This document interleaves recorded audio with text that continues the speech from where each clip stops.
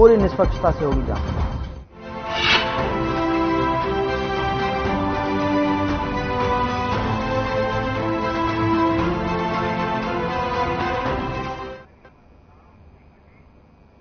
नमस्कार, हमारा हिमाचल प्रदेश देख रहे हैं आप और मैं हूं आपके साथ गौरव राजेंद्र। बुलेटिन की शुरुआत करते हैं। प्रदेश में एक बार फिर मानसून ने तबाही मचाई है। प्रदेश के अलग अलग इलाकों में बादल फटने, जान और माल का नुकसान हुआ है।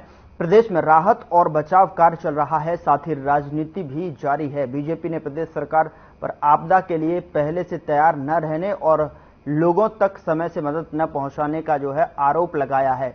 अब हिमाचल बीजेपी मीडिया विभाग के प्रभारी और विधायक रणधीर शर्मा ने वर्तमान कांग्रेस सरकार के खिलाफ मोर्चा खोल दिया है।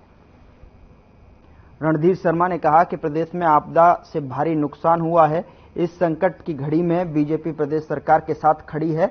वहीं रणधीर शर्मा ने कहा कि बीजेपी प्रदेश अध्यक्ष राजीव बिंदल, पूर्व मुख्यमंत्री जयराम ठाकुर समेत बीजेपी नेताओं ने आपदा प्रभावित के बीच जाकर लोगों को दिलासा दिया और प्राथमिक सहायता भी उपलब्ध करवाई। वहीं आपको बता दें कि हिमकेयर योजना को लेकर भी रणधीर शर्मा ने कांग्रेस पर निशाना साधा है।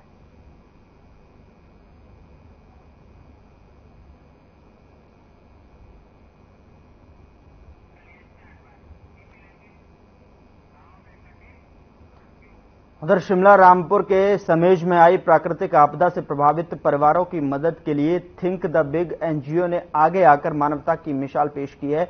एनजीओ ने आपदा प्रभावित परिवारों के लिए 41,600 की आर्थिक मदद के अलावा कुछ राहत सामग्री दी है, जिसमें आटा, दाल, चावल, तेल सहित मूलभूत आवश्यकताओं से जुड़ी कई चीजें शामिल हैं।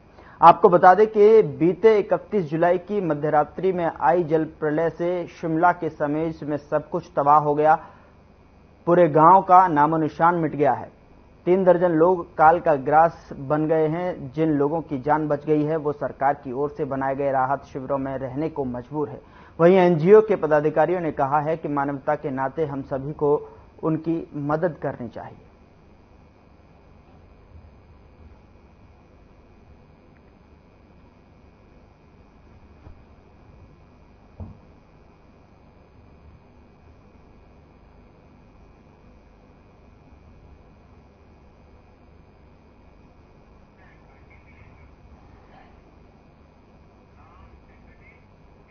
उधर कांग्रेस के वरिष्ठ नेता और पूर्व मंत्री रंगीला राम राव ने सरकाघाट के परिधि गृह में पत्रकार वार्ता की। इस दौरान उन्होंने कहा कि सरकाघाट में लंबे समय से डॉक्टरों के पद खाली चल रहे थे, जिसको लेकर उन्होंने मुख्यमंत्री सुखविंदर सिंह सुक्खू से मुलाकात की। मुख्यमंत्री ने सरकाघाट अस्पताल में 5 डॉक्टरों के पदों को भरने के लिए स्वीकृति दी है। इसके साथ ही रंगीला राम राव ने आपदा के दौरान सरकाघाट में ठेकेदार पर लोक निर्माण विभाग से फर्जी बिल बनवाकर पैसे ऐंठने का भी आरोप लगाया है। उन्होंने कहा कि इतनी तो सरकाघाट में अभी बारिश भी नहीं हुई है, परंतु कुछ ठेकेदारों की ओर से फर्जी बिल बनाकर पैसे ऐंठे जा रहे हैं, जो सही नहीं है। वहीं रंगीला राम ने कहा कि लोक निर्माण विभाग में एक ही ठेकेदार और उनके रिश्तेदारों ने 7 करोड़ रुपए के बिल पास करवाए हैं। इन सभी मुद्दों को सरकार के समक्ष रखा जाएगा और पूरी निष्पक्षता से जांच करवाई जाएगी।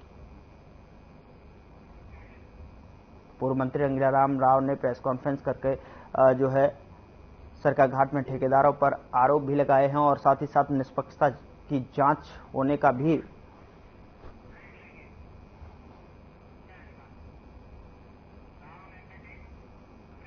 वक्त। छोटे से ब्रेक का है, फौरन हाजिर होते हैं तमाम खबरों के साथ।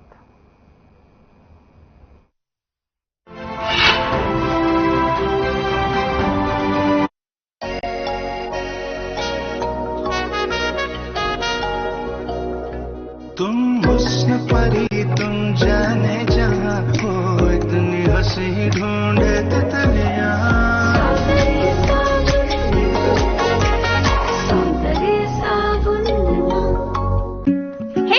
Hey, look, I can download a song really fast.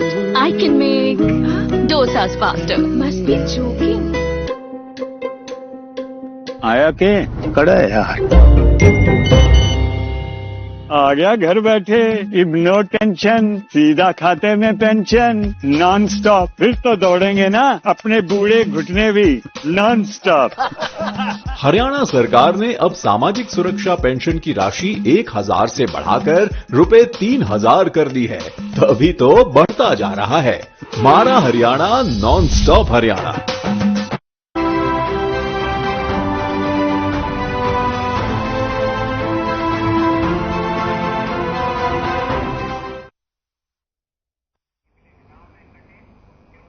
Break के बाद स्वागत है आपका।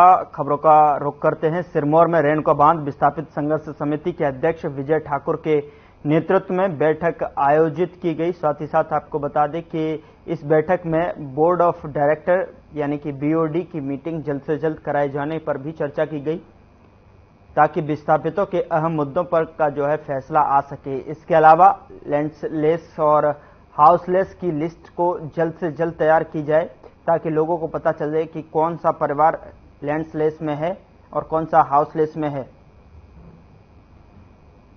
तो आगामी बैठक आंदोलन का रूप ले सकती है। इसके अलावा डूब क्षेत्र में बने हुए तो बीओडी की बैठक जल्द कराने पर चर्चा की गई। तस्वीरें आपके सामने है सिरमौर से, ये तस्वीरें जहां पर रेणुका बांध विस्थापित समिति के द्वारा जो है बैठक कराने को लेकर चर्चा की गई। रेणुका बांध विस्थापित संघर्ष समिति की बैठक पंचायत गांव में की गई है और आज हमारी जो बैठक करने का एक मेन मकसद था, क्योंकि हमारी मांगे थी कुछ, जो हमारी मीटिंग हुई थी उसमें हमने कुछ मांगे रखी थी जो काफी समय से पूरी नहीं हो पा रही। इससे कहा भी गया था कि जो हमने कुछ मांगे रखी थी, इससे वो कहा भी गया था कि जो बीओडी की बैठक होगी उसमें इन मांगों को लेकर चर्चा की जाएगी। पहले कहा गया कि 6 तारीख को बीओडी की बैठक की जाएगी, उसके बाद कहा गया कि 12 तारीख को बीओडी की बैठक की जाएगी, परंतु अभी तक वो बैठक नहीं की गई है।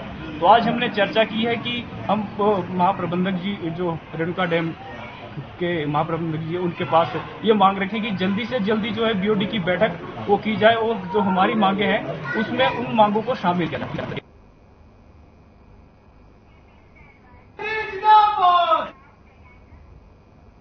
उधर प्रदेश में फिलहाल मानसून सामान्य चल रहा है। आने वाले 7 और 8 अगस्त को प्रदेश के कई हिस्सों में भारी बारिश का पूर्वानुमान है। शिमला मौसम विज्ञान केंद्र के निदेशक कुलदीप श्रीवास्तव ने बताया कि प्रदेश के 3 जिला चंबा, कांगड़ा और मंडी में कुछ चुनिंदा इलाकों में भारी बारिश हो सकती है। वहीं कुलदीप ने बताया कि बीते 24 घंटे के दौरान हिमाचल प्रदेश में सामान्य बारिश रिकॉर्ड की गई है। इस दौरान बारिश का प्रभाव प्रदेश के उत्तर क्षेत्र में अधिक देखने को मिला है।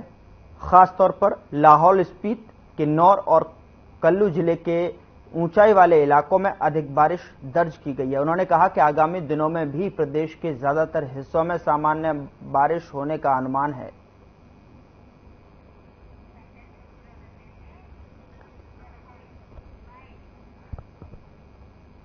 चौबीस घंटे में मोस्टली हमारे पास मॉडरेट रेनफॉल रिकॉर्ड की गई है और जो अमाउंट अगर आप देखेंगे तो मोस्टली हमारे पास जैसे कि आप देखेंगे कि जो नॉर्दर्न पार्ट्स है हमारे पास हायर हिल्स में, वहां पर हमारे पास थोड़ी ज़्यादा एक्टिविटी हुई है और वो भी मॉडरेट कैटेगरी में लगभग 4 सेंटीमीटर के आसपास हुई है।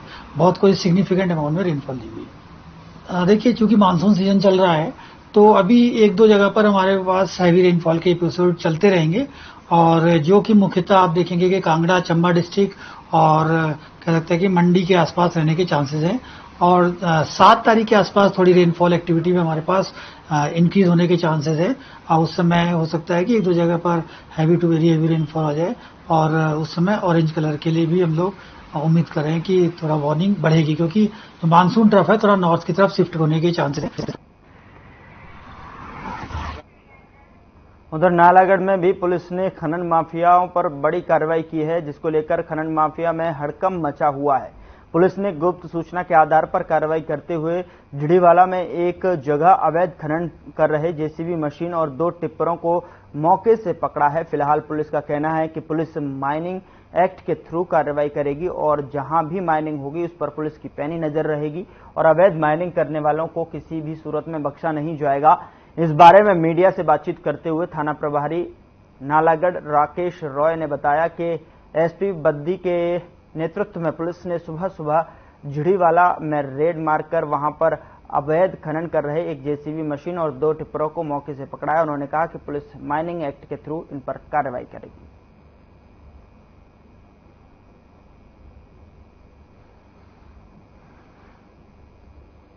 तो हम जो बद्दी पुलिस है वो एसपी साहब के नेतृत्व में और उनके आदेशानुसार हम इस पे जो समय समय पे कार्रवाई कर रहे हैं और हम प्रतिबद्ध हैं कि माइनिंग को जितना रोका जा सकता है उसको रोकेंगे और जितनी कार्रवाई हुई तो हर संभव कार्रवाई करेंगे। सर, ये टिप्पर आज सुबह हमने इसी क्रम में दबिश दी थी और दबिश में झिड़ीवाला के पास से एक जेसीबी और 2 टिप्पर कब्जा में लिया है और इसमें जो है माइनिंग एक्ट के तहत नियमानुसार कार्रवाई अमल में लाई जा रही है।